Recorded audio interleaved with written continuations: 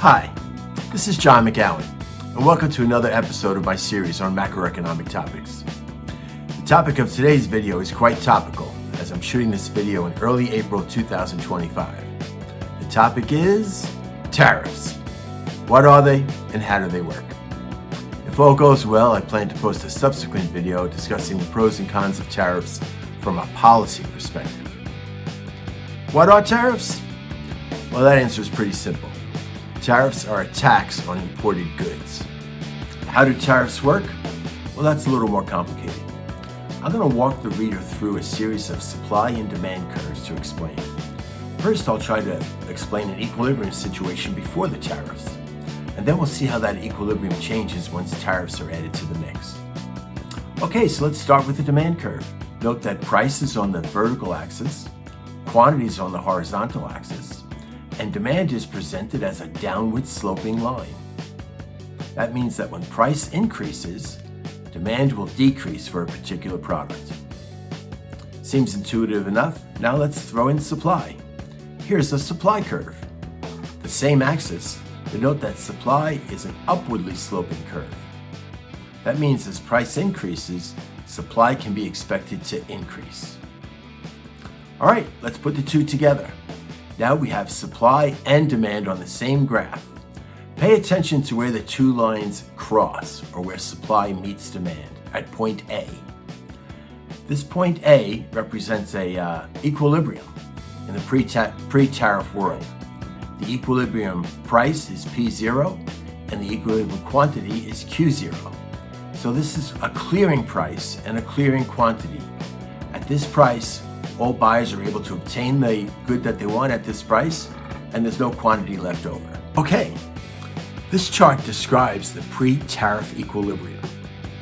Now let's see how this equilibrium is expected to change when we add tariffs to the mix.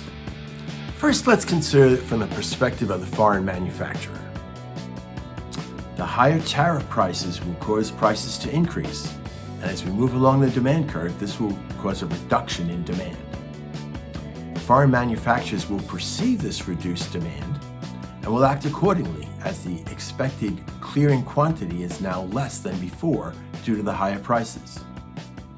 This in turn will cause the foreign manufacturers to reduce their supply provided to the domestic market, thereby shifting the supply curve to the left.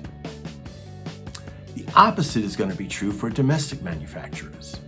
With tariffs increasing the price of foreign supply, domestic-based supply is now relatively cheaper, or lower price. This lower price increases the demand for domestically supplied goods, thereby increasing the expected equilibrium quantity provided by domestic suppliers. This then pushes the domestic supply curve outward to the right. Now let's try to put everything together. This graph presents a range of equilibriums in a post-tariff environment. The worst case scenario is point B. At point B, the effect of the tariff is fully passed on to the consumers. There's no increase in domestic supply, and point B has substantially higher prices and lower quantities compared to the pre-tax equilibrium. But let's consider the happy path, where domestic supply increases. In this case, the new equilibrium is quite close to the previous equilibrium, with just slightly higher prices and slightly lower quantities, and domestic manufacturing has increased. Of course, there's also a sad path. In the sad path, domestic supply increases only marginally, causing the new equilibrium to be much closer to point B, with its much higher prices and lower quantities. Note that in all cases, the equilibrium levels result in higher prices and lower quantities in the post-tariff world. The difference between the happy path and the sad path is that in the happy path, domestic manufacturers are able to step into the void caused by the lower supply due to the higher prices of foreign goods. Can domestic manufacturers readily step into the void? In some cases they can, and in some cases they can't. An easy fix, you think, is US versus Canadian lumber. It's probably pretty interchangeable. Other goods, though, are nearly impossible. The U.S. drinks a lot of coffee. It doesn't have the arable land suitable for coffee to produce all the coffee that the U.S. likes to drink.